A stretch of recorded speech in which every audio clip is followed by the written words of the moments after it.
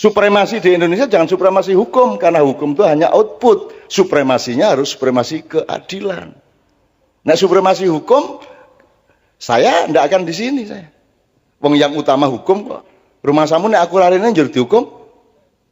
Enggak tuh. Kalau supremasinya supremasi hukum, saya bebas. Saya bebas, saya tinggal menolak semua acara-acara. Saya tidak mau repot-repot blusak-blusuk ngene iki. Wong blusukan wis 30 tahun wis kalah karo sing blusukan isih rong sasi kok. Kowe iki. Dadi aku ora gelem nek hukum tertinggi saya tidak di sini, karena saya untuk apa? Wong saya tidak di sini tidak dihukum kok. Tapi karena supremasi dalam hidup adalah keadilan, maka aku harus di sini. Kalau aku tidak di sini, aku tidak berbuat adil kepada anak-anakku, kepada kakak-kakakku, kepada bapakku, dan kepada seluruh generasi. Dan orang Jawa itu meskipun tidak pernah lahir di Jawa, tidak pernah ke Pulau Jawa, ning persis kelakuannya ngono kae. Nek nganggo jaket ngono kae, rambutnya ngono kae, lagake ngono kae, pokoknya derit lah kayak gitu. Ngawur gitu, sak karepe dhewe, ketoke halus, nek pas sadis, wah sadise pol-polan nih kayak. Itu orang Jawa. Jadi dulu zaman perbudakan abad 17 itu para juragan di Afrika dan di Eropa, kalau dia dapat budak baru itu diperiksa. Kalau ada orang Jawa di antara budak-budak itu langsung dibebaskan. Pokoknya moh nek memperbudak orang Jawa. Kuwi ketoke manut ning suatu hari engko nek wis kumat kuwi apa wae dilakoni. Gitu loh. Aku mulane karo wong Jawa iki rawani gitu loh. Soalnya mereka orang Jawa, nek kene lak Jawa kan gitu. Oke. Jadi gitu Pak Busro sementara. Pokoknya itu tanggung jawab pemerintah seperti itu. Nah sekarang bismillahirrahmanirrahim kita minta Pak Busro untuk merespon kearifan lokal ini terutama di wilayah hukum. Setelah itu kita minta Sabran untuk merespon mengenai kearifan lokal ini di wilayah ketatanegaraan dan termasuk hukum ya Bang ya. Gue kudu iso no. Kudu iso. Pokoknya begitu tak kongkon gue langsung untuk ilmu nih ngono kuwi. Ketika KPK menerima 168 pegawai baru, itu kami sinergi dengan Danjen Kopassus, Mayor Jenderal TNI Pak Agus yang putra Delanggu. Terus kami sampaikan, Pak, boleh enggak pegawai baru KPK ini dilatih disiplin tinggi di Kopassus? Akhirnya boleh dilatih di Batu Jajar selama 2 bulan. Nah, beberapa hari saya menunggu di sana. Di acara itu kami ngundang ada pemusik dari Jakarta yang sekelas Iwan Fals itu. Bulungan. Wih, lirik-liriknya menyentuh sekali. Lalu belum cukup kan? Lalu kami lakukan pendekatan kultural dengan menghadirkan puisi budayawan, menghadirkan ahli pembaca puisi, menghadirkan penulis buku-buku dan seterusnya. Yang tadi saya katakan orangnya itu selalu saya sikapi dengan santun dan apa adanya itu. Nah, beliau datang di sana. Lalu memberikan uraian di depan pegawai baru KPK itu, dan di situ ada beberapa Kopassus aktif. Ikut mendengarkan fatwa-fatwa Cak Nun itu. Dan ada satu perwira menengah Kopassus yang waktu itu belum di ruangan, kemudian diberitahu, Komandan, itu Cak Nun sudah datang, terus pakai sepatu langsung masuk ruangan. Ini fakta ini, dan saya tidak sebagai orang hukum tidak mungkin lari dari fakta. Biasanya yang lari atau terpaksa lari itu bangsa budayawan itu. Tapi tentu tidak semua budayawan. Kalau budayawan yang dekat-dekat dengan saya ini ya lumayan jujur lah gitulah. Nah, lalu beliau selama di Kopassus di pelatihan di Batu Jajar itu mengupas lagu Gundul-Gundul Pacul tadi. Nah, teman-teman kantor KPK itu ngomong dengan saya, Pak, ternyata filosofi atau nilai-nilai filosofik dari Gundul-Gundul Pacul itu penuh kearifan, penuh nilai-nilai budaya. Saya baru tahu ini, Pak. Pak Busro juga sudah lama dengar itu. Ya sedikit-sedikit. Jadi kagum dengan penjelasan tentang filosofi Gundul-Gundul Pacul tadi. Maka saya tadi bisi-bisi itu mohon kepada beliau supaya dijelaskan. Tapi penjelasannya tidak sempurna. Mungkin grogi ya melihat Fakultas Hukum UI itu. Melihat kampus UI yang kampus tersenior tertua di Indonesia gitu. Sementara beliau tamatan UGM gitu. Yang umurnya lebih junior daripada UII UGM. Apalagi UGM punya makna ganda Universitas Gedung Mantenan. Nah, karena gedungnya disewakan untuk upacara pernikahan-pernikahan. Saya kira pengantar yang menyangkut Cak Nun, sahabat saya yang baik, saya nggak usah tambah panjang-panjang. Saya khawatir nanti dia mutung terus lari gitu loh.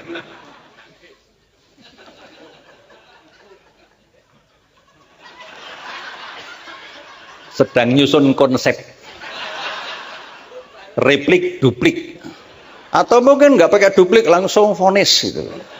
Maklum nggak pernah belajar hukum tapi deket dengan, makanya saya tadi heran kok merintah anaknya tentang hukum. Loh, lesin hukum kapan woy? Kon anake sak penake dhewe. Agak otoriter ya bapakmu ya. Ya. Ya betul. Oke. Saya beberapa waktu yang lalu, kira-kira sebulan yang lalu, menemani teman-teman kantor kami, kantor KPK di Kota Gede, untuk mencari sumber-sumber otentik tentang hubungan nilai-nilai kearifan lokal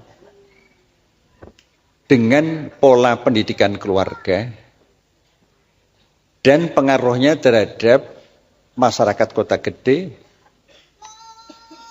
dalam relasi-relasi di Kota Gede, sekitar Kota Gede maupun dalam relasi internasional. Program ini memang dibuat oleh KPK, yaitu dengan judul Pencegahan Korupsi Berbasis Keluarga. Hukum kita ini, hukum jelas di Indonesia itu. Tapi di tangan orang-orang yang seharusnya menegakkan hukum tapi tidak punya modal kearifan. Kearifan itu hanya bisa diterima kalau orang itu ma'rifatullah nanti. Ma'rifatullah itu hanya bisa jika kita kemudian menyatu, embodied antara kesadaran hablum minallah dengan hablum minanas, menyatu. Nah, itu ma'rifatullah. Nah, kalau pemimpin-pemimpin itu bisa seperti itu, maka seperti tadi kayak Pak Kahar Muzakir itu. Pak Kahar Muzakir itu pulang dari Jakarta, mau pulang ke Jogja, tidak punya duit sama sekali. Lalu mendatangi Kiai Mukti. Kiai Mukti itu aslinya Madiun, tetangganya Cak Aunur Rohim ini, PLT dekan ini. Mudah-mudahan jadi dekan. Oh, Dokter Ranyar ada di dekan. Oh. Saya kampanyekan, sudah saatnya Mas Ainur Rohim ini harus jadi dekan. Ya. Nah, kita dorong soal dadi ora dadi, pokoknya kita dorong lah. Tuh, namanya aja Ainur Rohim. Wih, keren. Nah, jadi kembali itu tadi, saya ingin menggambarkan Pak Kahar tadi. Ketika Pak Kahar itu memimpin UII, tanah wakaf kepada UII itu banyak sekali. Jadi ada korelasi antara pemimpin dengan kepercayaan masyarakat kepada UII. Tanah ini tanah wakaf. Kalau Anda belum ada yang tahu, ini yang memberikan wakaf Hotel Madukoro. Hotel Madukoro depan ini. Hotel Madukoro ketika waktu masih hidup, menemui Haji A.R. Fakhruddin, Ketua PP Muhammadiyah. Tanah ini akan diberikan pada PP Muhammadiyah. Lalu Pak A.R. Fakhruddin bilang, oh mau diberikan, iya, matur nuwun. Jazakumullah. Tapi Madukoro menyampaikan, Pak, kalau bisa untuk kampus. Nah, waktu itu PP Muhammadiyah belum punya rencana mendirikan kampus. Karena amanatnya untuk kampus, maka Pak R. Fakhruddin menghubungi Pak Kahar Muzakir. Pak Kahar, ada orang mau wakaf tanah untuk kampus. Oh sudah, untuk UI aja. Nah jadilah, ini wakaf ini. Kalau Anda tidak percaya dengan wakaf, yang bolehlah. Ada orang itu wakaf, tapi dikatakan, wah terima kasih Bapak ini sudah memberikan wakaf. Orang itu tidak terima. Saya tidak pernah wakaf. Tapi wakof, wah saking mantapnya wakof. Biasanya orang-orang Madura itu wakof, wakof. Orang Madura Pak Mahfud itu pernah saya tanya, suatu saat ketemu di Jakarta itu, Pak Mahfud kok kakinya agak kurang sedikit. Asam urat ya? Enggak lah, enggak pernah asam urat ini. Ini asam aurat ini, asam auratnya orang Madura ya gitu itulah, asam aurat. Sama aurat. Nah, jadi ini saya menggambarkan, kalau hanya bicara kearifan itu tanpa menunjuk orang itu agak abstrak. Nah, yang saya tunjuk sekarang ini, karena ini konteks UI ya, itu Pak Kahar tadi. Sampai sebelum meninggal rumahnya di Kota Gede itu, sekarang sudah roboh kena gempa kemarin. Keluarganya belum ada yang mampu memperbaiki. Lihat saja. Saya dengan Pak Artijo pernah 2 kali ke sana. Pas siang-siang jam 1 habis zuhur. Ada urusan kampus, kami aktivis waktu itu. Kami selain kuliah juga aktif di kampus waktu itu. Ya. Akhirnya sama Pak Kahar nggak boleh pulang. Harus makan dulu. Jadi setiap mahasiswa yang di sana pas waktunya makan, itu mesti disuguh makan, lalu apa lauknya itu apa adanya itu. Enggak dibeli-belikan macam-macam, apa adanya. Wah, saking ikhlasnya. Kalau enggak mau, dimarahi. Itu marah positif. Coba kalau sekarang ini ada rektor, pernah Pak diundang makan oleh rektor? Pernah pakai duit kampus. Separeng, enggak usah cari-cari rektor. Ini Pak Kahar dulu. Nah, ketika beliau meninggal, yang mengantarkan takziah ke kubur itu Pak On ikut banyak tuh. Jadi persis doa Nabi Ibrahim. Doa Nabi Ibrahim aja berdoa, ya Allah berilah aku hikmah dan masukkan aku ke dalam golongan orang-orang yang saleh. Jadikanlah aku ketika nanti meninggal itu buah tutur yang baik bagi generasi berikutnya. Nah Pak Kahar itu salah satunya. Contoh yang lain banyak. Banyak, nggak usah satu persatu. Nanti waktunya habis. Tadi 1 jam lebih sudah Cak Nun, jadi saya nggak akan menandingi. Kesimpulannya apa? Karena ini Fakultas Hukum. Walaupun yang hadir juga di luar Fakultas Hukum banyak. Itu bagus juga. Hukum itu tidak akan tegak kalau tidak didasarkan kepada moral. Moral itu tidak ada kalau penegak hukum itu tidak punya wisdom, kearifan, tidak punya budaya-budaya asli, budaya otentik. Budaya otentik itu budaya yang bersumber pada otentisitas manusia, manusia yang fitrah.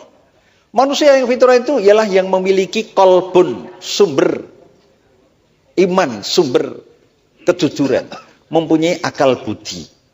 Wujudnya adalah amal-amal yang bermanfaat. Itu wujudnya. Maka kalau tadi di awal saya mengatakan terima kasih pada Cak Nun dan Kiai Kanjeng. Grup seperti ini itu nilainya tinggi sekali. Makanya pernah kami undang di ulang tahun KPK setahun yang lalu. Di KY juga pernah. Malah 2 kali ya. 2 kali loh. Karena apa? Pendekatan budaya seperti yang disampaikan musik-musik Kiai Kanjeng ini. Itu mengasah intuisi kita. Nah jadi itulah penegakan hukum itu tidak akan berhasil ketika penegak hukum itu tidak sejak awal tidak menyadari pentingnya memiliki kearifan itu, dan kearifan itu tidak bisa lepas dari konsep tentang manusia yang otentik. Nah sekarang ini banyak manusia yang tidak otentik, ketoke wae otentik, ketoke jujur, ketoke alim, ketoke soleh, Wah, ning kecu. Ning apa? Kecu itu ya orang yang nggak jujur lah, pembohong dan sebagainya. Setiap pilkada itu bursa pembohong-pembohong.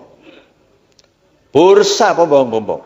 Anda punya pikiran sendiri. Kalau jadi anggota DPR didahului dengan money politik, dengan suap, maka berapa dia akan mengembalikan kembali berlipat ganda. Itulah salah satu penyebab kemudian terjadi penyalahgunaan kekuasaan dan kewenangan. Saya dan teman-teman di kantor sangat prihatin dengan situasi parpol sekarang ini. Tetapi parpol tidak boleh kita perlemah, harus kita perkuat. Kalau mau masuk parpol, kita harus kuat dulu. Nah, kami mendorong masyarakat sipil di seluruh Indonesia. LSM-LSM itu kami buat program untuk investigasi, untuk advokasi, untuk edukasi dan sebagainya. Supaya LSM-LSM ini menemani parpol. Kekurangan parpol itu nanti bisa ditemani oleh LSM ini. Jadi oleh karena itu, pada adik-adik mumpung ini ketemu, orientasi setelah lulus itu tidak harus jadi pejabat. Jadi pejabat kalau nggak kuat, berat. Ya kalau belum menjabat, belum bisa dikatakan jujur. Cuma belum nyolong itu aja. Jujur dengan belum nyolong itu beda loh. Tapi kalau sudah menjabat, sampai akhir jabatannya bersih, clear, nah itu baru teruji. Iman itu tidak bisa diuji di dalam masjid, di luar masjid. Nah oleh karena itu maka orientasi Anda itu tidak harus orientasi pejabat. Masyarakat ini harus dijadikan objek untuk sasaran, untuk sekaligus subjek untuk kemudian diberdayakan, dan pendidikan-pendidikan yang di UI selama ini itu mampu membawa mahasiswa ke arah sana. Akhirnya saya harus mengucapkan terima kasih kepada panitia. Ini penyelenggaranya mahasiswa nih, Cak Nun. Bukan dekan. Bukan dekan aja. Bukan dekan, bukan dosen. Ini dosen ini. Saya juga dosen. Penyelenggaranya mahasiswa. Luar biasa. Nah, luar biasa. Kalau perlu jangan hanya sekali ini aja, mungkin suatu saat kita juga bisa mengundang budayawan yang lain. Nanti saya bantu, apakah itu Kang Sobari. Ini yang saya ajak ini Kang Puji, Ustadz kondang. Tapi dia nggak mau disebut Ustadz. Khawatir nanti kalau disebut Ustadz, lalu masna wasulasa warubah. Nah, kalau di Jakarta Ustadz itu sedang mengalami degradasi kepercayaan. Karena ada al-ustad, ada al-fustun. Nah, ini masalahnya di situ. Nah, ini Kang Puji itu nggak mau disebut ustad. Namanya Kang itu aja, jadi merayat. Kayak tukang batu aja, Kang Paimin, Kang Paijo. Ini Kang Puji. Mungkin nanti perlu diberi waktu untuk ya ceramah sedikit, speak gitu loh. Saya tidak akan membantah Cak Nun. Yang disampaikan tadi benar semuanya. Ya, kecuali yang tidak. Yang tidak juga enggak saya akan tunjukkan. Udahlah, saya ikhlas, saya pasrahkan pada Allah Subhanahu wa Ta'ala. Nah. Barang siapa berbuat tidak baik, balaslah dengan baik. Padahal ini berbuat baik, jadi harus saya balas dengan lebih baik gitu.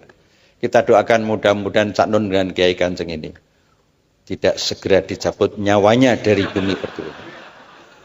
Ya, karena misinya luar biasa, jadi bisa ya paling enggak 80 tahun masih wangun loh ini. Angger saya hudud 80 tahun tak kira saya wangun.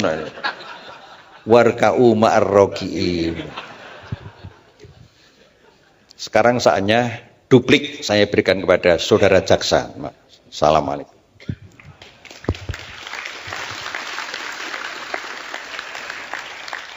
Tidak ada kebahagiaan melebihi membiarkan diri dihina-hina oleh sahabatnya sendiri. Teman-teman sekalian gini ya, malam ini kalau bisa apa yang dibilang sama Pak Busrom, contoh konkret mengenai betapa wakul ngelimpang tadi itu kalau dihitung ya, orang-orang yang diamanati kita bayar untuk nyunggi wakul, mengantarkan kesejahteraan rohani jasmani kepada rakyat, tapi akhirnya malah diditili dewe utawa wakulnya digelimpangke atau bahkan dijual deh. dijual ke luar negeri. Dan itu contohnya sangat banyak. Kalau kita ngomong secara kuantitatif mengenai gelimbangnya wakul ini, saya kira Anda tidak akan pernah bisa semangat lagi membangun Indonesia. Karena tingkat korupsi pencuriannya itu surabain-bain. Wukeh tenan. Banyak sekali. Bahkan secara resmi saja, APBD misalnya, sebuah kabupaten itu rata-rata 70% itu untuk keperluan birokrasi.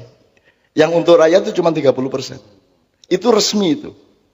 Kuwi wis sing 30% sing dititili meneh. Jadi sebenarnya kalau kita bayangin wakul gelimbang itu di Indonesia, mungkin secara psikologis kita nggak kuat, tapi mohon anak-anakku, karena Anda yang akan kita serai Indonesia. Aku titipkan Indonesia kepadamu. Supremasi di Indonesia jangan supremasi hukum, karena hukum itu hanya output. Supremasinya harus supremasi keadilan. Nah, supremasi hukum, saya tidak akan di sini saya. Wong yang utama hukum kok. Rumah samu nek aku larine njur dihukum. Enggak tuh. Kalau supremasi hukum, saya bebas. Saya bebas, saya tinggal menolak semua acara-acara. Saya tidak mau repot-repot blusak-blusuk ngene iki. Wong blusukan wis 30 tahun wis kalah karo sing blusukan isih rong sasi kok. Kowe iki. Dadi aku ora gelem nek hukum tertinggi saya tidak di sini, karena saya untuk apa? Wong saya tidak di sini tidak dihukum kok. Tapi karena supremasi dalam hidup adalah keadilan, maka aku harus di sini. Kalau aku tidak di sini, aku tidak berbuat adil kepada anak-anakku, kepada kakak-kakakku, kepada bapakku, dan kepada seluruh generasi. Aku harus berbuat adil. Ini ceritanya. Gusti Allah iki nguji kowe, kita ke swarga supaya kamu teruji bahwa kamu tidak akan memalingkan wajahmu dari Allah hanya karena iming-iming surga. Kalau ini surga, ini Allah, Anda jangan ngelihat ke sini, tapi lihatlah ke sini. Kan gitu. Tauhid itu menghadapkan wajahmu kepada Allah. Diiming-iming surga kayak apapun, kamu tidak akan terpengaruh karena engkau bertauhid kepada Allah.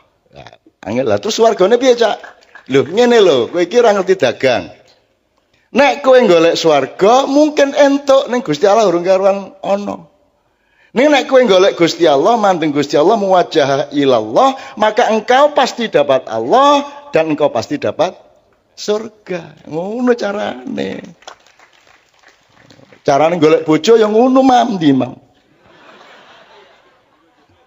Ndi.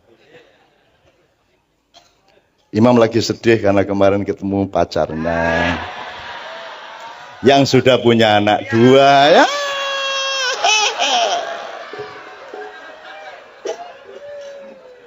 Walah, serapa pemamam. Nasibmu. Nombo ya wis lho Mam, ngono kok isih diangen-angen gitu. Wis ta? Wis isih mesem jajal. Wis mesem. Oh wingi tegang tenan e. Kene ngrobokan wingi ya. Tegang tenan lah kok moro mak bejudul. Oh. Terus langsung romantis kae. Njur wajah piye kae. Kowe Mam wis ora pantes kowe iki ngono-ngono. Oke, bismillah. Sabrang itu sahabat saya sejak kecil. Bahwa dia anak saya itu kan casting dari Tuhan. Tapi nanti dia menghadap Tuhan sendirian, saya juga sendirian. Jadi anak bapak itu cobaan kata Allah. Pada dasarnya, pada hakikatnya nanti begitu kita semua bersama Allah, itu kita ketawa-ketawa sendiri. Oh, kowe biyen dadi anakku to kan gitu. Oh, kowe biyen bapakku to. Wah, kok kowe lho bapakku mbiyen ngono kowe. Itu ana kuwi bayi nang apa sebabe bayi iki nangis iki sok-sok ya mergo kaget lho kok kuwi bapakku ngono kowe. Jarene kuwi. Saya sama Sabrang ini kan diminta untuk ikut ngurusin U19. Kesebelasan U19. Jadi Anda tahu ancaman untuk kemurnian kesebelasan sepak bola di tengah kapitalisme dan perjudian sepak bola kan luar biasa besar. Maka kita kurung benar agar supaya selama mereka masih jadi kesebelasan U19 itu benar-benar terlindung dari faktor-faktor lain. Nah, salah satunya lagunya Sabrang dan Leto akan menjadi pipi, jelasin sendiri Brang. Karena segera akan launching bersama Indra Safri ya. Dari pertemuan kemarin ya sebenarnya tidak direncanakan, kita memang senang sama U19, kita bikin sebuah lagu yang berjudul Hati Garuda. Terus waktu ngobrol-ngobrol mau dijadikan anthem U19. dan kita dengan senang hati monggo. Terus nanti insya Allah kita launching biar ada di radio, di RBT, di musik online store, dan semua hasilnya haknya itu buat U19. Sama sekali nggak ngambil.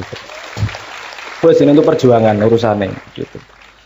Oke, masuk ke area tadi, tapi sebenarnya saya mau ngomong sebuah local wisdom ini. Mbok iya mbok ora. Di sini yang udah menikah banyak.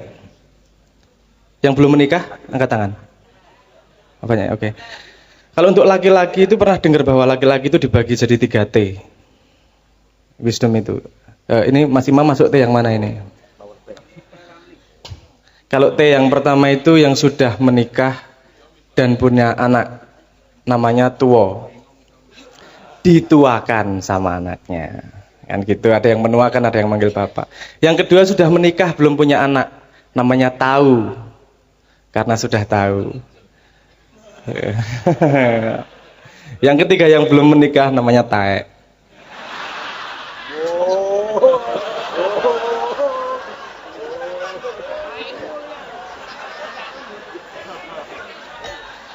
Guyon om. Ya kualat aku jane ngono ki ora apik. Oke. Wis lah mesake Mas Imam. Jangan menambahi bebannya. Oke. Saya juga punya pendapat sendiri tentang budaya dan kearifan lokal itu. Sebelum kemana-mana saya selalu melihat segala sesuatu yang hidup, yang berkesinambungan pasti punya lingkarannya, pasti punya ekosistemnya, pasti ada jalur cara berpikirnya, jalur pertumbuhannya dan seterusnya. Kalau saya melihat sebuah budaya itu pasti berasal dari paradigma berpikir yang paling dasar. Kalau mau kita ngomong budaya lokal, local wisdom, kita ngomong budaya yang sesungguhnya itu kan output dari cara paradigma berpikir, cara berpikir.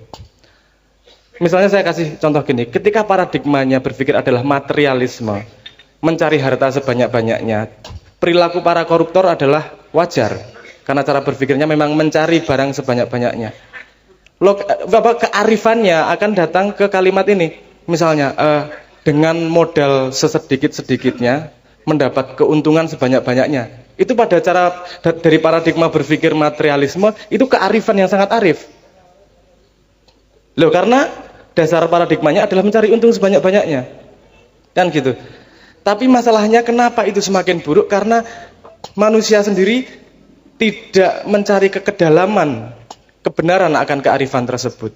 Iki sing koruptor iki, yang katanya dunia modern ekonomi, itu juga nggak berpikir mereka, karena mereka melanggar cara berpikirnya sendiri. Saya kasih contoh begini, kalau ini ekonomi dhisik ya, nanti ke hukum. Ke ekonomi. Misalnya begini. Ada yang tahu hukum investasi enggak? Bukan hukum lah, maksudnya garis-garis besar investasi. Investasi itu meletakkan harta kita atau sesuatu pokoknya kepemilikan kita untuk diusahakan, kan gitu, untuk menghasilkan sesuatu. Untuk diputarkan. Nah, hukum investasi kan pasti kita sebelum menginvestasi ke suatu tempat, pasti kita punya banyak informasi tentang sesuatu itu. Nah, informasi semakin pasti, keputusan kita akan investasi juga semakin pasti. Kalau informasinya masih kira-kira, rumor dan seterusnya, kita juga tidak 100% menginvestasikan barang kita. Jadi itu tergantung kepastian. Kenapa saya ngomong orang modern tidak konsisten? Dalam hidup manusia itu, yang pasti itu mati. Mesti mati. Tapi kok nggak ada yang investasi untuk kematiannya ya? Itu kan, kue jari ini modern yang ra logis ya. Itu hukummu sendiri ya. Ora dilakoni dhewe piye to iki? Nah, itu mungkin entah pendidikan kita, entah budaya kita yang sudah seperti itu, sehingga kita tidak punya naluri untuk mendalami, untuk mencari akarnya seperti apa. Kalau kita paham bahwa kita harus mencari dasarnya paradigma apa sehingga menghasilkan percikan bunga-bunga kearifan lokal kalimat seperti ini. Kalau kita ini harus mencari, waktu yang paling tepat adalah sekarang. Kalau mau memperbaiki Indonesia, generasi muda, waktu berpihak pada generasi muda. Karena yang tua-tua nanti pasti diambil. Dan ketika yang muda masih meneruskan budaya yang tua, jangan harap ada perubahan. Kamu nggak usah demo, nggak usah apa ya. Kamu bertahan dengan kearifanmu, bertahan dengan akarmu dan mencari tahu. Ketika sewaktunya memegang, kamu akan mengembalikan Indonesia. Saya itu ingin ngiming-ngimingi aja kepada teman-teman Fakultas Hukum ya. Jadi misalnya kita kasih bahan dari Pak Agus Sunyoto ya. Ini teman saya penelitian. Jadi misalnya pasal hukum Kalingga itu 179. Itu bisa kita pelajari satu persatu supaya kita ngerti paradigmanya pada waktu itu. 179 pasal tentang seluruh hal. Kemudian ketika Singosari dikembangkan menjadi 200 sekian. Ketika Mojopahit oleh Gajah Mada disempurnakan menjadi 272 pasal. Pada waktu itu kehidupan masih agak lebih simpel sehingga tidak dan manusia masih bisa dipercaya. Kalau sekarang kan pasal harus dibikin sebanyak mungkin karena semakin banyak manusia tidak bisa dipercaya. Kan gitu. Sebenarnya kalau manusianya beres, hukum tidak perlu ya, Bus ya. Aslinya kan, betul kan? Nah, yang penting kalau moralnya benar sebenarnya hukum tidak penting. Gitu loh. Semakin hukum itu berkibar-kibar, itu semakin banyak ancaman dari manusia kepada manusia. Nah, termasuk yang saya belum baca tadi, di zaman Mojopahit itu misalnya menteri yang urusan jembatan, menteri urusan macam-macam, frame-nya berbeda, terminologinya berbeda, dan paradigmanya berbeda dengan kementerian sekarang. Kalau dibandingkan dengan kementerian Orba atau Reformasi, Anda bisa melihat. Nah, Anda akan bikin Indonesia yang bagaimana? 5 tahun lagi kira-kira gitu ya. Oke, nanti kita coba transfer ke Anda. Oke, sekarang saya mohon kepada Pak Aunur Rohim, calon dekan kita insya Allah. Nanti kalau sudah jadi dekan jangan bilang-bilang saya ya, karena kakak saya sendiri dulu jadi dekan, setengah mati berusaha jangan sampai ibu saya tahu dan jangan sampai kami tahu, saudara-saudara. Jadi dia sembunyi-sembunyi jadi dekan, izin banget tadi dekan gitu.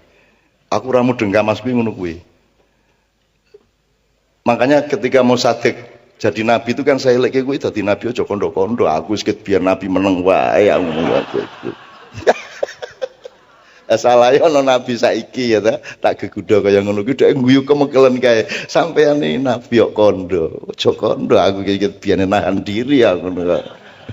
Apa cak nuni aku nabi ya ora mengguyoni kowe aku ngono. Gitu ya. Oke. Supremasi di Indonesia jangan supremasi hukum, karena hukum itu hanya output. Supremasinya harus supremasi keadilan. Nah, supremasi hukum saya ndak akan di sini saya. Wong yang utama hukum kok. Rumah samu nek aku larine njur dihukum. Ndak toh. Kalau supremasi hukum saya bebas. Saya bebas, saya tinggal menolak semua acara-acara. Saya ndak mau repot-repot blusak-blusuk ngene iki. Wong blusukan wis 30 tahun wis kalah karo sing blusukan isih rong sasi kok. Kowe iki dadi aku ora gelem nek hukum tertinggi saya ndak di sini, karena saya untuk apa? Wong saya ndak di sini ndak dihukum kok. Tapi karena supremasi dalam hidup adalah keadilan, maka aku harus di sini. Kalau aku tidak di sini, aku tidak berbuat adil kepada anak-anakku, kepada kakak-kakakku, kepada bapakku, dan kepada seluruh generasi. Dan orang Jawa itu meskipun tidak pernah lahir di Jawa, tidak pernah ke Pulau Jawa, ning persis kelakuannya ngono kae. Nek nganggo jaket ngono kae, rambutnya ngono kae, lagake ngono kae, pokoknya derit lah kayak gitu. Ngawur gitu. Sak karepe dhewe ketoke halus, nek pas sadis, wah sadise pol-polan nih kayak. Itu orang Jawa. Jadi dulu zaman perbudakan abad 17 itu para juragan di Afrika dan di Eropa, kalau dia dapat budak baru itu diperiksa. Kalau ada orang Jawa di antara budak-budak itu langsung dibebaskan. Pokoknya moh nek memperbudak orang Jawa. Kuwi ketoke manut ning suatu hari engko nek wis kumat kuwi apa wae dilakoni. Gitu loh. Aku mulane karo wong Jawa iki rawani gitu loh. Soalnya mereka orang Jawa, nek kene lak Jawa kan gitu. Oke. Jadi gitu Pak Busro sementara. Pokoknya itu tanggung jawab pemerintah seperti itu. Nah, sekarang bismillahirrahmanirrahim kita minta Pak Busro untuk merespon kearifan lokal ini terutama di wilayah hukum. Setelah itu kita minta Sabran untuk merespon mengenai kearifan lokal di wilayah ketatanegaraan dan termasuk hukum ya, Brang ya. Gue kudu iso no. Kudu iso. Pokoknya begitu tak kongkon gue langsung entuk ilmune ngono ya. Ngono kuwi. Ketika KPK menerima 168 pegawai baru, itu kami sinergi dengan Danjen Kopassus. Mayor Jenderal TNI Pak Agus yang putra Delanggu. Terus kami sampaikan, Pak, boleh enggak pegawai baru KPK ini dilatih disiplin tinggi di Kopassus? Akhirnya boleh. Dilatih di Batu Jajar selama 2 bulan. Nah, beberapa hari saya menunggu di sana. Di acara itu kami ngundang ada pemusik dari Jakarta yang sekelas Iwan Fals itu. Bulungan. Wih, lirik-liriknya menyentuh sekali. Lalu belum cukup kan? Lalu kami lakukan pendekatan kultural dengan menghadirkan puisi budayawan, menghadirkan ahli pembaca puisi, menghadirkan penulis buku-buku dan seterusnya. Yang tadi saya katakan orangnya itu selalu saya sikapi dengan santun dan apa adanya itu. Nah, beliau datang di sana. Lalu memberikan uraian di depan pegawai baru KPK itu, dan di situ ada beberapa Kopassus aktif. Ikut mendengarkan fatwa-fatwa Cak Nun itu. Dan ada satu perwira menengah Kopassus yang waktu itu belum di ruangan, kemudian diberitahu, Komandan, itu Cak Nun sudah datang, terus pakai sepatu langsung masuk ruangan. Ini fakta ini, dan saya tidak sebagai orang hukum tidak mungkin lari dari fakta. Biasanya yang lari atau terpaksa lari itu bangsa budayawan itu. Tapi tentu tidak semua budayawan. Kalau budayawan yang dekat-dekat dengan saya ini ya lumayan jujur lah gitulah. Nah, lalu beliau selama di Kopassus di pelatihan di Batu Jajar itu mengupas lagu Gundul-Gundul Pacul tadi. Nah, teman-teman kantor KPK itu ngomong dengan saya, Pak, ternyata filosofi atau nilai-nilai filosofik dari Gundul-Gundul Pacul itu penuh kearifan, penuh nilai-nilai budaya. Saya baru tahu ini, Pak. Pak Busro juga sudah lama dengar itu. Ya sedikit-sedikit. Jadi kagum dengan penjelasan tentang filosofi Gundul-Gundul Pacul tadi. Maka saya tadi bisi-bisi itu mohon kepada beliau supaya dijelaskan. Tapi penjelasannya tidak sempurna. Mungkin grogi ya melihat Fakultas Hukum UI itu. Melihat kampus UI yang kampus tersenior tertua di Indonesia gitu. Sementara beliau tamatan UGM gitu. Yang umurnya lebih junior daripada UII UGM. Apalagi UGM punya makna ganda Universitas Gedung Mantenan. Nah, karena gedungnya disewakan untuk upacara pernikahan-pernikahan. Saya kira pengantar yang menyangkut Cak Nun, sahabat saya yang baik, saya nggak usah tambah panjang-panjang. Saya khawatir nanti dia mutung terus lari gitu loh.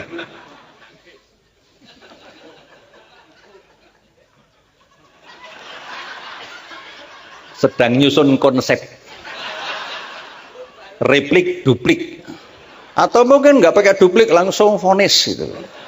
Maklum nggak pernah belajar hukum tapi dekat dengan, makanya saya tadi heran kok merintah anaknya tentang hukum. Loh, lesin hukum kapan weh? Kon anake sak penake dhewe. Agak otoriter ya bapakmu ya. Ya. Ya betul. Oke. Saya beberapa waktu yang lalu, kira-kira sebulan yang lalu, menemani teman-teman kantor kami, kantor KPK, di Kota Gede.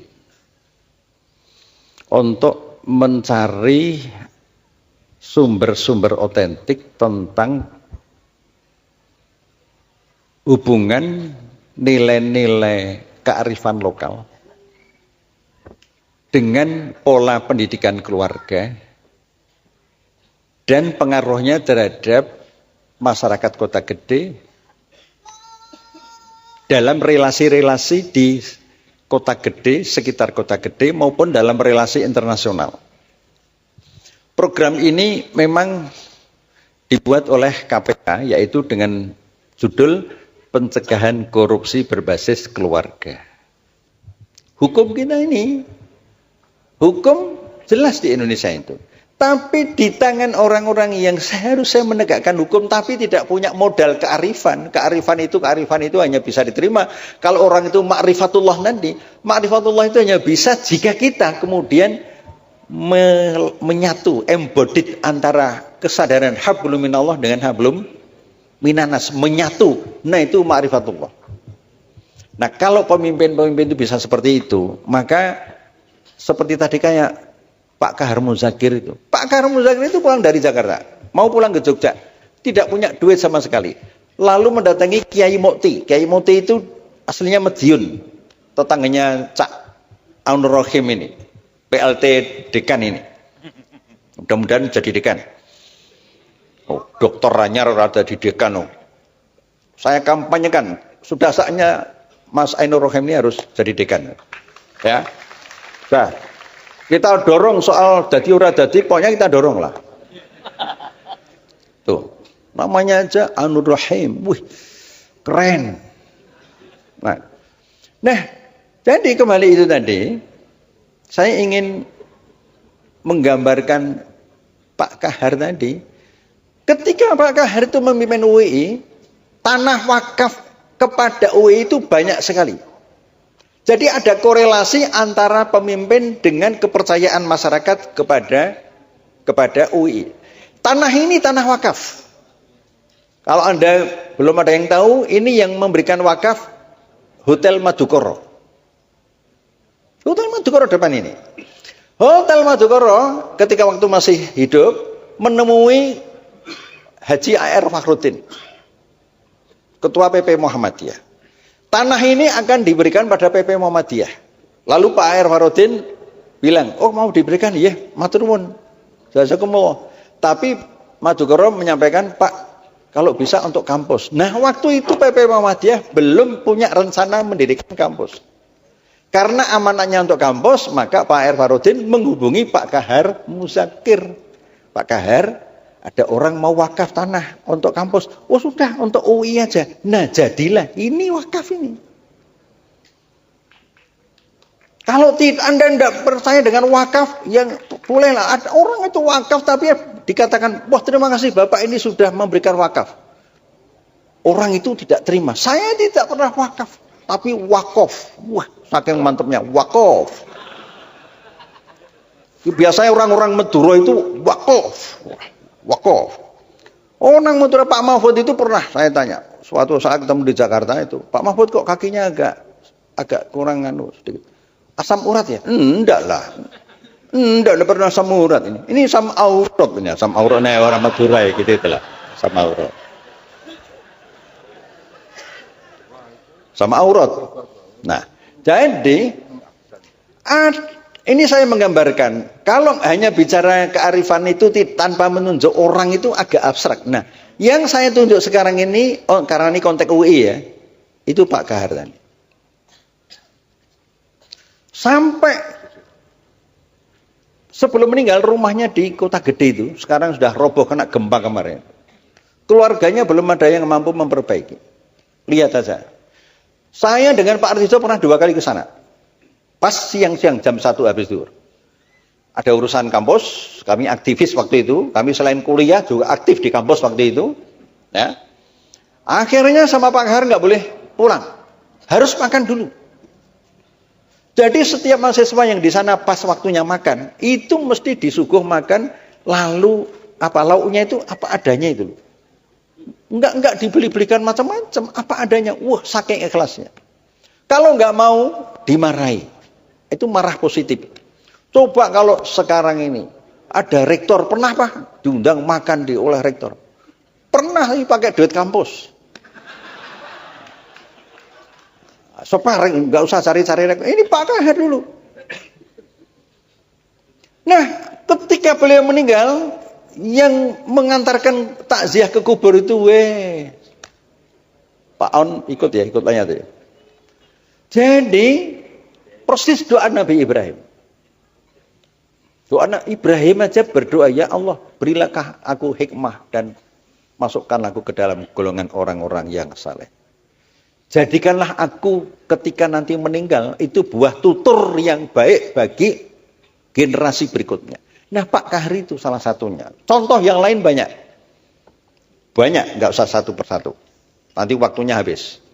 Tadi 1 jam lebih sudah Cak Nun, jadi saya nggak akan menandingi. Kesimpulannya apa? Karena ini Fakultas Hukum. Walaupun yang hadir juga di luar Fakultas Hukum banyak, itu bagus juga. Hukum itu tidak akan tegak kalau tidak didasarkan kepada moral. Moral itu tidak ada kalau penegak hukum itu tidak punya wisdom, kearifan, tidak punya budaya-budaya asli, budaya otentik. Budaya otentik itu budaya yang bersumber pada otentisitas manusia, manusia yang fitrah. Manusia yang fitrah itu ialah yang memiliki kolbun, sumber iman, sumber kejujuran, mempunyai akal budi.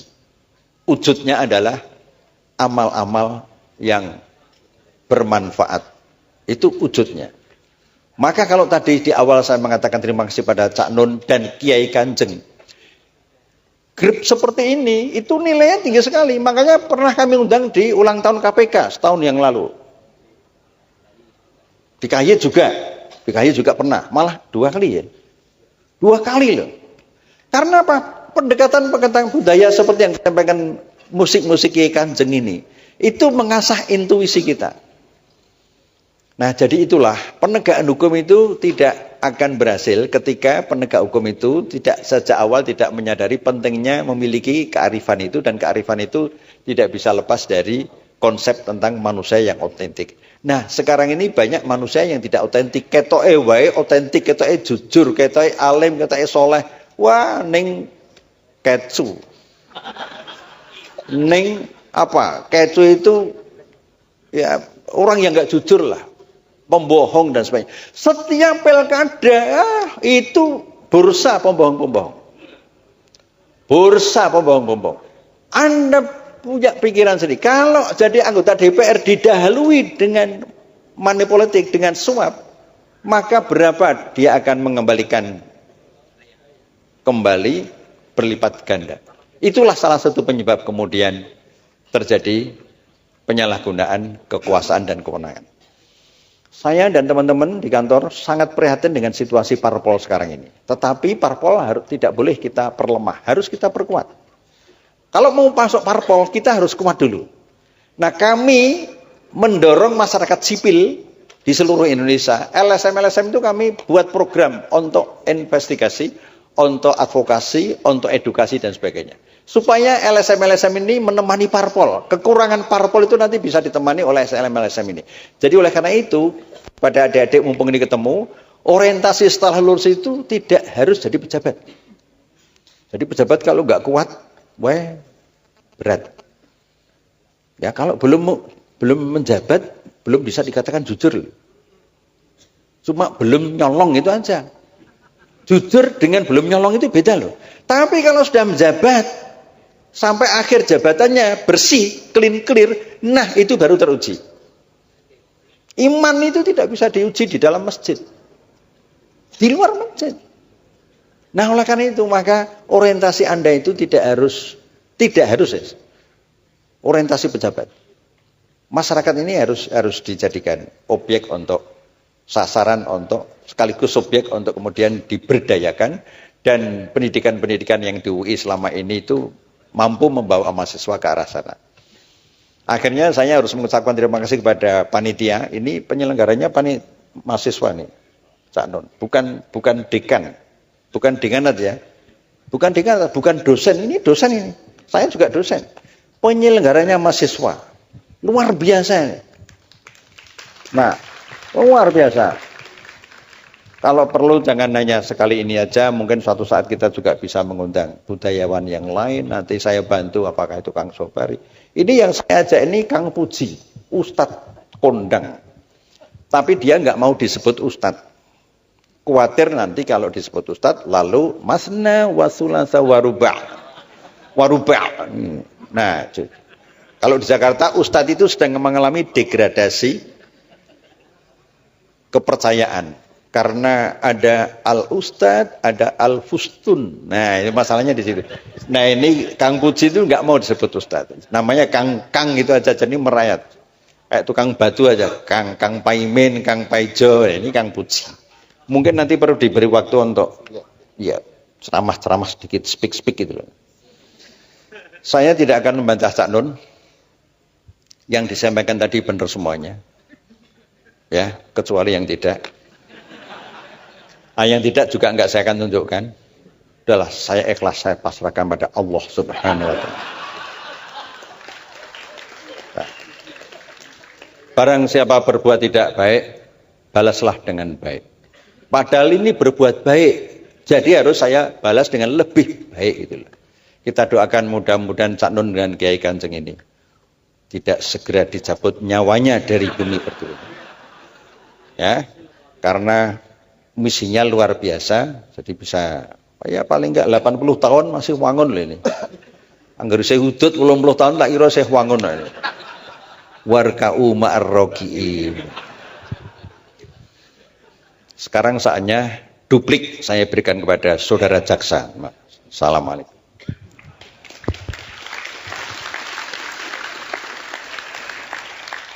Tidak ada kebahagiaan melebihi membiarkan diri dihina-hina oleh sahabatnya sendiri. Teman-teman sekalian gini ya, malam ini kalau bisa apa yang dibilang sama Pak Busrom, contoh konkret mengenai betapa wakul ngelimpang tadi itu kalau dihitung ya, orang-orang yang diamanati kita bayar untuk nyunggi wakul, mengantarkan kesejahteraan rohani jasmani kepada rakyat, tapi akhirnya malah diditili dewe utawa wakulnya digelimpangke atau bahkan dijual ke luar negeri. Dan itu contohnya sangat banyak. Kalau kita ngomong secara kuantitatif mengenai gelimpangnya wakul ini, saya kira Anda tidak akan pernah bisa semangat lagi membangun Indonesia karena tingkat korupsi pencuriannya itu surabayan-bayan, wukeh tenan. Banyak sekali. Bahkan secara resmi saja APBD misalnya sebuah kabupaten itu rata-rata 70% itu untuk keperluan birokrasi. Yang untuk rakyat itu cuma 30%. Itu resmi itu.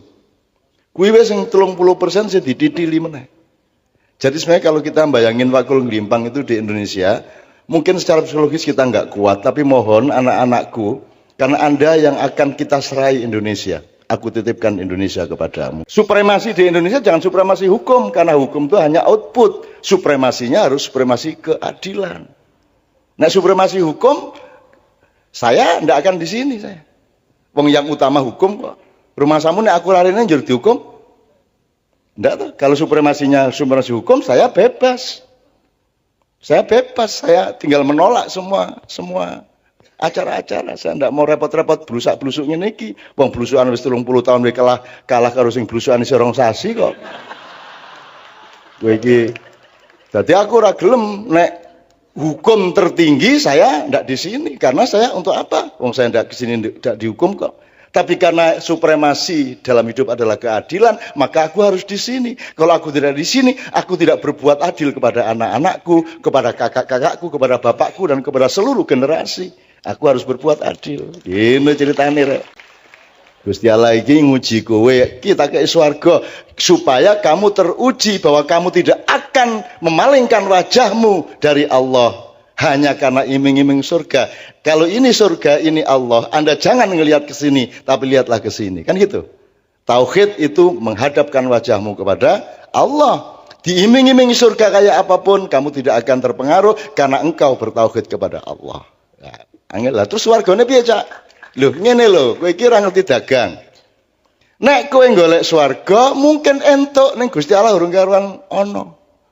Nek kowe golek Gusti Allah, mandeng Gusti Allah, muwajjah ilallah, maka engkau pasti dapat Allah dan engkau pasti dapat surga. Ngono carane. Carane golek bojo yang ngono Ndi, Mam. Ndi. Imam lagi sedih karena kemarin ketemu pacarnya yang sudah punya anak 2 ya.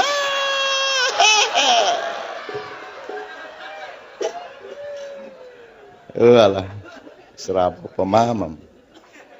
Nasibmu. Nembo ya wis lho Mam, ngono kok isih diangen-angen gitu. Wis ta? Wis isih mesem jajal. Wis mesem. Oh wingi tegang tenan e. Kene ngrobokan wingi ya.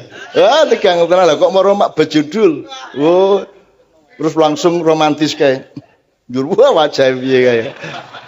Kowe Mam wis ora pantes kowe iki ngono-ngono. Oke, bismillah. Sabrang itu sahabat saya sejak kecil,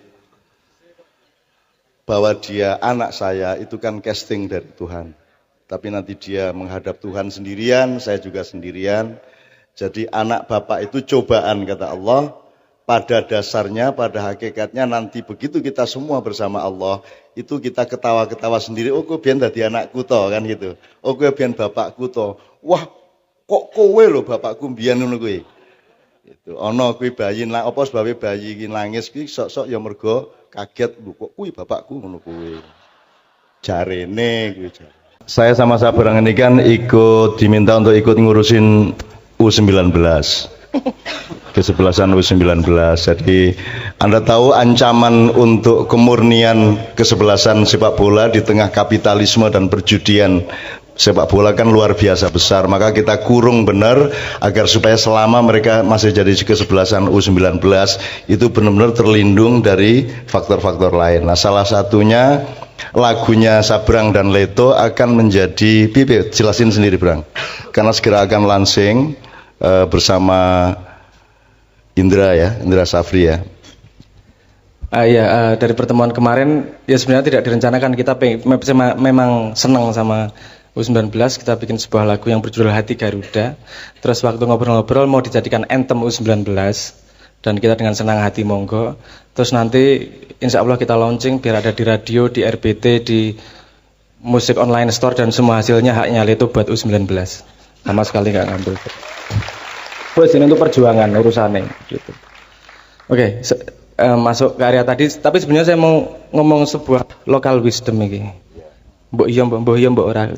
Di sini yang udah menikah banyak. Yang belum menikah angkat tangan. Banyak, oke. Kalau untuk laki-laki itu pernah dengar bahwa laki-laki itu dibagi jadi 3 T. Wisdom itu. Ini Mas Imam masuk T yang mana ini? Kalau T yang pertama itu yang sudah menikah dan punya anak, namanya tuwo. Dituakan sama anaknya. Kan gitu, ada yang menuakan, ada yang manggil bapak. Yang kedua sudah menikah belum punya anak, namanya tahu, karena sudah tahu. Yang ketiga yang belum menikah namanya taek.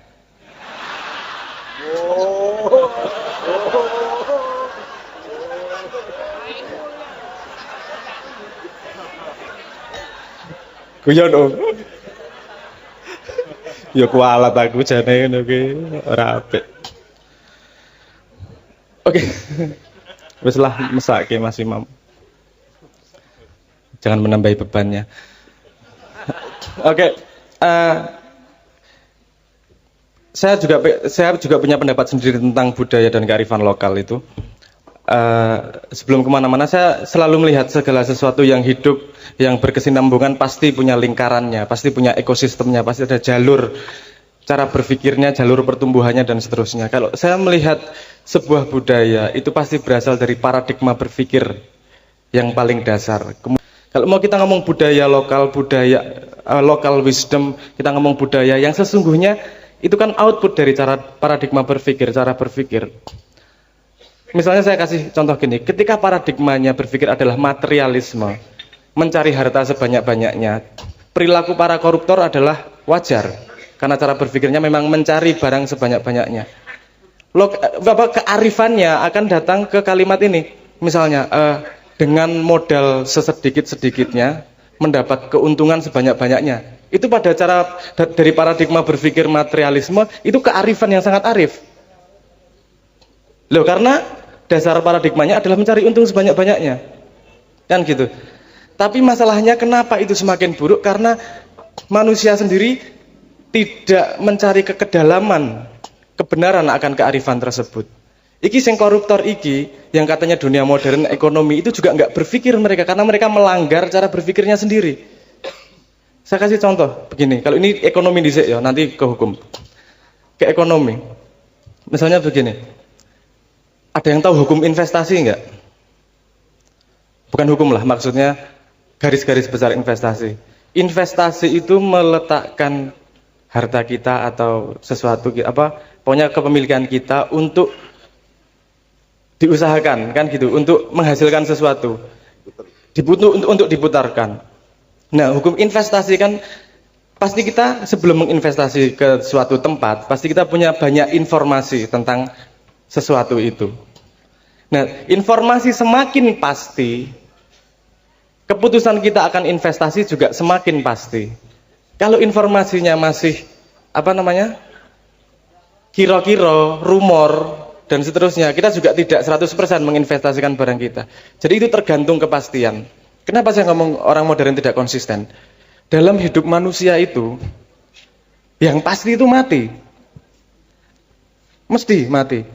Tapi kok nggak ada yang investasi untuk kematiannya ya? Itu kan, kue jari ini modern yang ra logis ya. Itu hukummu sendiri ya. Ora dilakoni dhewe piye to iki? Nah, itu mungkin entah pendidikan kita, entah budaya kita yang sudah seperti itu, sehingga kita tidak punya naluri untuk mendalami, untuk mencari akarnya seperti apa. Kalau kita paham bahwa kita harus mencari dasarnya paradigma apa, sehingga menghasilkan percikan bunga-bunga kearifan lokal kalimat seperti ini.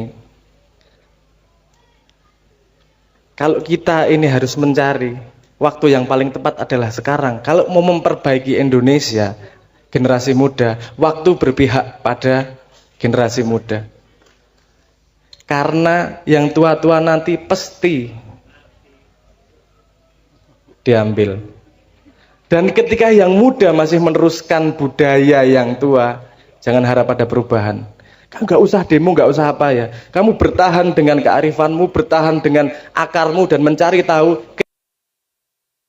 Ketika sewaktunya memegang, kamu akan mengembalikan Indonesia. Saya itu ingin ngiming-ngimingi aja kepada teman-teman Fakultas Hukum ya. Jadi misalnya kita kasih bahan dari Pak Agus Sunyoto ya. Ini teman saya penelitian. Jadi misalnya pasal hukum Kalingga itu 179. Itu bisa kita pelajari satu persatu supaya kita ngerti paradigmanya pada waktu itu. 179 pasal. Tentang seluruh hal. Kemudian ketika Singosari dikembangkan menjadi 200 sekian. Ketika Mojopahit oleh Gajah Mada disempurnakan menjadi 272 pasal. Pada waktu itu kehidupan masih agak lebih simpel, sehingga tidak dan manusia masih bisa dipercaya. Kalau sekarang kan pasal harus dibikin sebanyak mungkin karena semakin banyak manusia tidak bisa dipercaya. Kan gitu. Sebenarnya kalau manusianya beres, hukum tidak perlu ya, Bus ya. Aslinya kan, betul kan? Nah, yang penting kalau moralnya benar, sebenarnya hukum tidak penting, gitu loh. Semakin hukum itu berkibar-kibar, itu semakin banyak ancaman dari manusia kepada manusia. Nah, termasuk yang saya belum baca tadi, di zaman Mojopahit itu misalnya menteri yang urusan jembatan, menteri urusan macam-macam, frame-nya berbeda, terminologinya berbeda, dan paradigmanya berbeda dengan kementerian sekarang. Kalau dibandingkan dengan kementerian Orba atau Reformasi, Anda bisa melihat. Nah, Anda akan bikin Indonesia yang bagaimana? 5 tahun lagi, kira-kira gitu ya. Oke, nanti kita coba transfer ke Anda. Oke, sekarang saya mohon kepada Pak Aunur Rohim, calon dekan kita insya Allah. Nanti kalau sudah jadi dekan jangan bilang-bilang saya, ya, karena kakak saya sendiri dulu jadi dekan, setengah mati berusaha jangan sampai ibu saya tahu dan jangan sampai kami tahu, saudara-saudara. Jadi dia sembunyi-sembunyi jadi dekan, isin banget tadi dekan gitu. Aku ramu dengkam mas kuwi ngono kuwi. Makanya ketika mau sadek jadi nabi itu kan saya lek kuwi dadi nabi aja kondo-kondo, aku wis biar nabi meneng wae ngono aku. Salah ya ono nabi saiki ya ta, tak gegudo kaya ngono kuwi dhek guyu kemekelen kae. Sampeyan iki nabi kok kondo, aja kondo aku iki biyen nahan diri aku ngono. Apa cak nuni aku nabi ya ora mengguyoni kowe ngono. Gitu ya. Oke. Supremasi di Indonesia jangan supremasi hukum, karena hukum itu hanya output. Supremasinya harus supremasi keadilan. Nah, supremasi hukum saya ndak akan di sini saya. Wong yang utama hukum kok. Rumah samu nek aku larine njur dihukum. Ndak tuh. Kalau supremasi hukum saya bebas. Saya bebas, saya tinggal menolak semua acara-acara. Saya ndak mau repot-repot blusak-blusuk ngene iki. Wong blusukan wis 30 tahun wis kalah karo sing blusukan isih rong sasi kok. Kowe iki dadi aku ora gelem nek hukum tertinggi saya ndak di sini, karena saya untuk apa? Wong saya ndak kesini ndak dihukum kok. Tapi karena supremasi dalam hidup adalah keadilan, maka aku harus di sini. Kalau aku tidak di sini, aku tidak berbuat adil kepada anak-anakku, kepada kakak-kakakku, kepada bapakku, dan kepada seluruh generasi.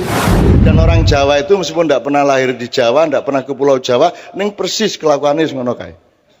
Nek nganggo jaket ngono kae, rambutnya ngono kae, lagake ngono kae, pokoknya derit lah kayak gitu. Ngawur gitu. Sak karepe dhewe ketoke halus, nek pas sadis, wah sadise pol-polan nih kayak. Itu orang Jawa. Jadi dulu zaman perbudakan abad 17 itu para juragan di Afrika dan di Eropa, kalau dia dapat budak baru itu diperiksa. Kalau ada orang Jawa di antara budak-budak itu langsung dibebaskan. Pokoknya moh nek memperbudak orang Jawa. Kuwi ketoke manut ning suatu hari engko nek wis kumat kuwi apa wae dilakoni. Gitu loh. Aku mulane karo wong Jawa iki rawani gitu. Soalnya mereka orang Jawa, nek kene lak Jawa kan gitu. Oke. Jadi gitu Pak Busro sementara. Pokoknya itu tanggung jawab pemerintah seperti itu. Nah, sekarang bismillahirrahmanirrahim kita minta Pak Busro untuk merespon kearifan lokal ini terutama di wilayah hukum. Setelah itu kita minta Sabran untuk merespon mengenai kearifan lokal di wilayah ketatanegaraan dan termasuk hukum ya Bang ya. Gue kudu iso no. Kudu iso. Pokoknya begitu tak kongkon gue langsung entuk ilmune ngono ya. Ngono kuwi. Ketika KPK menerima 168 pegawai baru, itu kami sinergi dengan Danjen Kopassus, Mayor Jenderal TNI Pak Agus yang putra Delanggu. Terus kami sampaikan, Pak, boleh enggak pegawai baru KPK ini dilatih disiplin tinggi di Kopassus? Akhirnya boleh dilatih di Batu Jajar selama 2 bulan. Nah, beberapa hari saya menunggu di sana. Di acara itu kami ngundang ada pemusik dari Jakarta yang sekelas Iwan Fals itu. Bulungan. Wih, lirik-liriknya menyentuh sekali. Lalu belum cukup kan? Lalu kami lakukan pendekatan kultural dengan menghadirkan puisi budayawan, menghadirkan ahli pembaca puisi, menghadirkan penulis buku-buku dan seterusnya.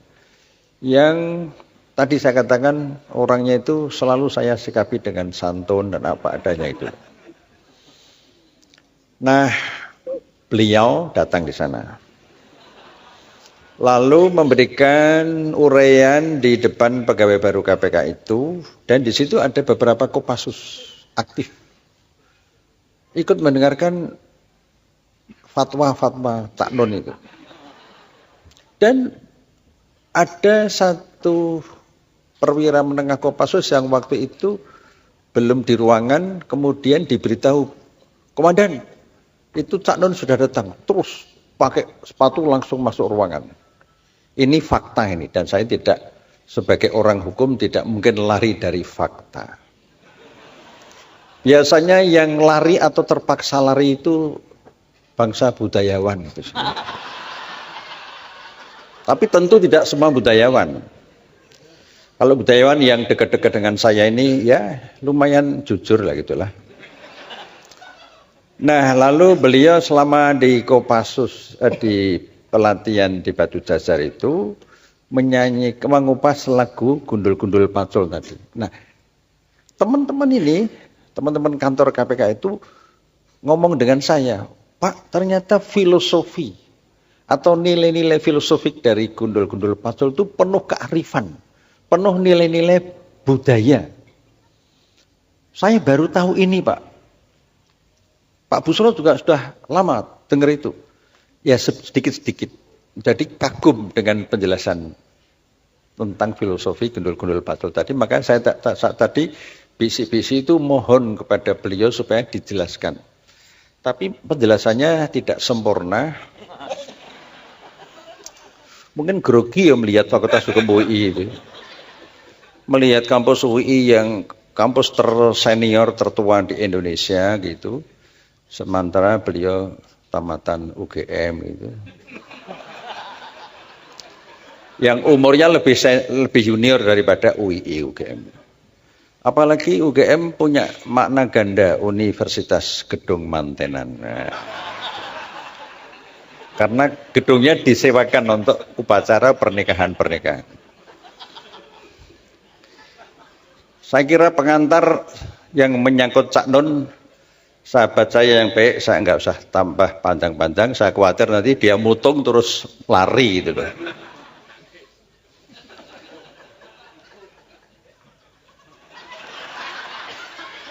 Sedang nyusun konsep replik duplik, atau mungkin nggak pakai duplik langsung vonis gitu. Maklum nggak pernah belajar hukum tapi dekat dengan, makanya saya tadi heran kok merintah anaknya tentang hukum. Loh, lesina hukum kapan weh? Kon anake sak penake dhewe. Agak otoriter ya bapakmu ya. Ya. Ya, betul. Oke. Saya beberapa waktu yang lalu, kira-kira sebulan yang lalu, menemani teman-teman kantor kami, kantor KPK di Kota Gede, untuk mencari sumber-sumber otentik tentang hubungan nilai-nilai kearifan lokal dengan pola pendidikan keluarga dan pengaruhnya terhadap masyarakat Kota Gede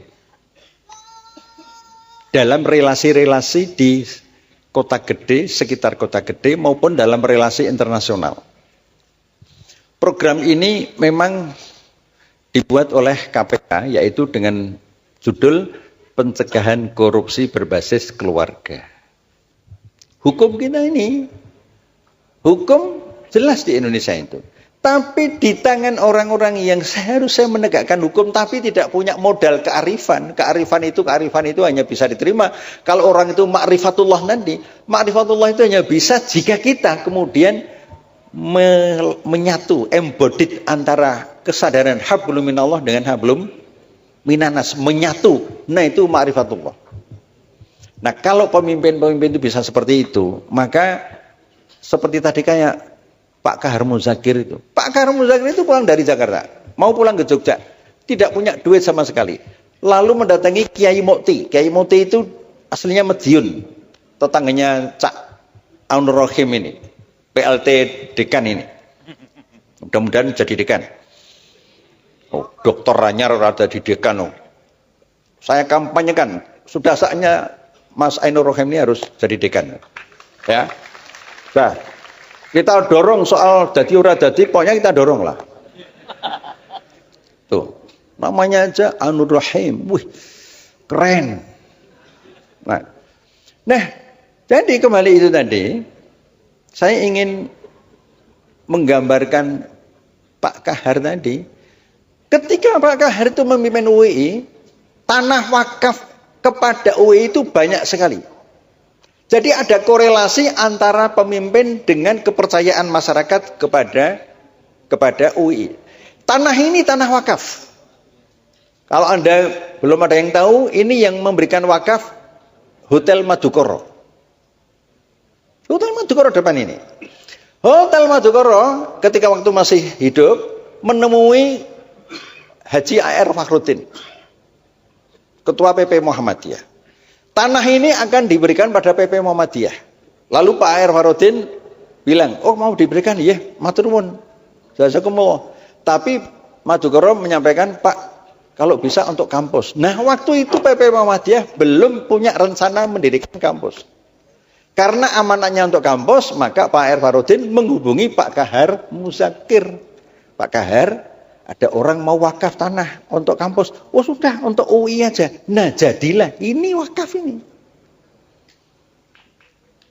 Kalau Anda tidak percaya dengan wakaf, yang bolehlah. Ada orang itu wakaf, tapi dikatakan, wah terima kasih Bapak ini sudah memberikan wakaf. Orang itu tidak terima. Saya tidak pernah wakaf, tapi wakof. Wah, saking mantapnya, wakof. Biasanya orang-orang Madura itu wakof. Wakof. Orang Madura Pak Mahfud itu pernah saya tanya. Suatu saat ketemu di Jakarta itu, Pak Mahfud kok kakinya agak kurang sedikit. Asam urat ya? Enggak lah.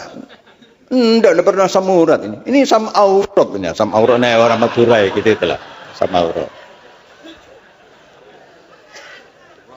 Sama aurat. Nah, jadi ini saya menggambarkan, kalau hanya bicara kearifan itu tanpa menunjuk orang itu agak abstrak. Nah, yang saya tunjuk sekarang ini, karena ini konteks UI ya, itu Pak Kahar tadi. Sampai sebelum meninggal rumahnya di Kota Gede itu, sekarang sudah roboh kena gempa kemarin. Keluarganya belum ada yang mampu memperbaiki. Lihat saja. Saya dengan Pak Artijo pernah 2 kali ke sana. Pas siang-siang jam 1 habis zuhur. Ada urusan kampus, kami aktivis waktu itu. Kami selain kuliah juga aktif di kampus waktu itu. Ya. Akhirnya sama Pak Kahar nggak boleh pulang. Harus makan dulu. Jadi setiap mahasiswa yang di sana pas waktunya makan, itu mesti disuguh makan, lalu apa lauknya itu apa adanya itu. Enggak dibeli-belikan macam-macam, apa adanya. Wah, saking ikhlasnya. Kalau nggak mau, dimarahi. Itu marah positif. Coba kalau sekarang ini ada rektor, pernah Pak diundang makan oleh rektor? Pernah pakai duit kampus. Sopareng, nggak usah cari-cari rektor. Ini Pak Kahar dulu. Nah, ketika beliau meninggal, yang mengantarkan takziah ke kubur itu, Pak On ikut tanya tuh. Jadi persis doa Nabi Ibrahim. Doa Nabi Ibrahim aja berdoa, ya Allah berilah aku hikmah dan masukkan aku ke dalam golongan orang-orang yang saleh. Jadikanlah aku ketika nanti meninggal itu buah tutur yang baik bagi generasi berikutnya. Nah Pak Kahar itu salah satunya. Contoh yang lain banyak. Banyak, nggak usah satu persatu. Nanti waktunya habis. Tadi 1 jam lebih sudah Cak Nun, jadi saya nggak akan menandingi. Kesimpulannya apa? Karena ini Fakultas Hukum. Walaupun yang hadir juga di luar Fakultas Hukum banyak. Itu bagus juga. Hukum itu tidak akan tegak kalau tidak didasarkan kepada moral.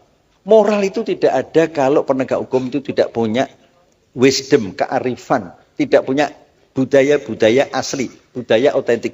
Budaya otentik itu budaya yang bersumber pada otentisitas manusia, manusia yang fitrah. Manusia yang fitrah itu ialah yang memiliki kolbun, sumber iman, sumber kejujuran, mempunyai akal budi. Wujudnya adalah amal-amal yang bermanfaat. Itu wujudnya. Maka kalau tadi di awal saya mengatakan terima kasih pada Cak Nun dan Kiai Kanjeng, grup seperti ini itu nilainya tinggi sekali. Makanya pernah kami undang di ulang tahun KPK setahun yang lalu. Di KY juga pernah, malah 2 kali ya. 2 kali loh. Karena apa? Pendekatan budaya seperti yang disampaikan musik-musik Kiai Kanjeng ini, itu mengasah intuisi kita. Nah, jadi itulah penegakan hukum itu tidak akan berhasil ketika penegak hukum itu tidak sejak awal tidak menyadari pentingnya memiliki kearifan itu, dan kearifan itu tidak bisa lepas dari konsep tentang manusia yang otentik. Nah, sekarang ini banyak manusia yang tidak otentik, ketoke wae otentik, ketoke jujur, ketoke alim, ketoke soleh. Wah, ning kecu. Ning apa? Kecu itu ya orang yang enggak jujur lah. Pembohong dan sebagainya. Setiap pilkada itu bursa pembohong-pembohong. Bursa pembohong-pembohong. Anda punya pikiran sendiri. Kalau jadi anggota DPR didahului dengan money politik, dengan suap, maka berapa dia akan mengembalikan kembali berlipat ganda. Itulah salah satu penyebab kemudian terjadi penyalahgunaan kekuasaan dan kewenangan. Saya dan teman-teman di kantor sangat prihatin dengan situasi parpol sekarang ini. Tetapi parpol tidak boleh kita perlemah, harus kita perkuat. Kalau mau masuk parpol, kita harus kuat dulu. Nah, kami mendorong masyarakat sipil di seluruh Indonesia. LSM-LSM itu kami buat program untuk investigasi, untuk advokasi, untuk edukasi dan sebagainya. Supaya LSM-LSM ini menemani parpol. Kekurangan parpol itu nanti bisa ditemani oleh LSM-LSM ini. Jadi oleh karena itu, pada adik-adik mumpung ini ketemu, orientasi setelah lulus itu tidak harus jadi pejabat. Jadi pejabat kalau nggak kuat, berat. Ya kalau belum menjabat, belum bisa dikatakan jujur. Cuma belum nyolong itu aja. Jujur dengan belum nyolong itu beda loh. Tapi kalau sudah menjabat, sampai akhir jabatannya bersih, clear, nah itu baru teruji. Iman itu tidak bisa diuji di dalam masjid, di luar masjid. Nah oleh karena itu maka orientasi Anda itu tidak harus orientasi pejabat. Masyarakat ini harus dijadikan objek untuk sasaran, untuk sekaligus objek untuk kemudian diberdayakan, dan pendidikan-pendidikan yang di UI selama ini itu mampu membawa mahasiswa ke arah sana. Akhirnya saya harus mengucapkan terima kasih kepada panitia. Ini penyelenggaranya mahasiswa nih, Cak Nun. Bukan dekan, bukan dekanat ya, bukan dekanat, bukan dosen. Ini dosen ini. Saya juga dosen. Penyelenggaranya mahasiswa, luar biasa ini. Nah, luar biasa. Kalau perlu jangan hanya sekali ini aja, mungkin suatu saat kita juga bisa mengundang budayawan yang lain. Nanti saya bantu, apakah itu Kang Sobari. Ini yang saya ajak ini Kang Puji, Ustadz kondang. Tapi dia nggak mau disebut Ustadz. Khawatir nanti kalau disebut Ustadz, lalu masna wasulasa waruba'. Nah, kalau di Jakarta Ustadz itu sedang mengalami degradasi kepercayaan. Karena ada al-ustad, ada al-fustun. Nah, ini masalahnya di situ. Nah, ini Kang Puji itu nggak mau disebut ustad. Namanya Kang itu aja, jadi merayat. Kayak tukang batu aja. Kang Paimin, Kang Paijo. Ini Kang Puji. Mungkin nanti perlu diberi waktu untuk ya ceramah-ceramah sedikit, speak gitu loh. Saya tidak akan membantah Cak Nun. Yang disampaikan tadi benar semuanya. Ya, kecuali yang tidak. Yang tidak juga enggak saya akan tunjukkan. Udahlah, saya ikhlas, saya pasrahkan pada Allah Subhanahu wa Ta'ala. Nah.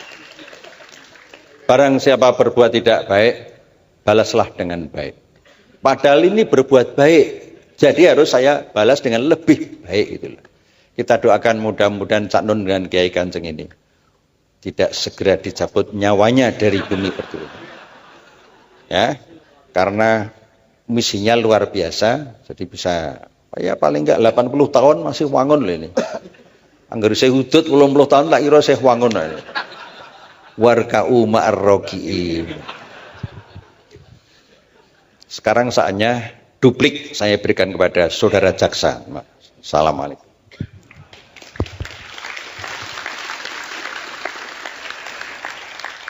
Tidak ada kebahagiaan melebihi membiarkan diri dihina-hina oleh sahabatnya sendiri. Teman-teman sekalian, gini ya, malam ini kalau bisa apa yang dibilang sama Pak Busrom, contoh konkret mengenai betapa wakul ngelimpang tadi itu kalau dihitung ya, orang-orang yang diamanati kita bayar untuk nyunggi wakul, mengantarkan kesejahteraan rohani jasmani kepada rakyat.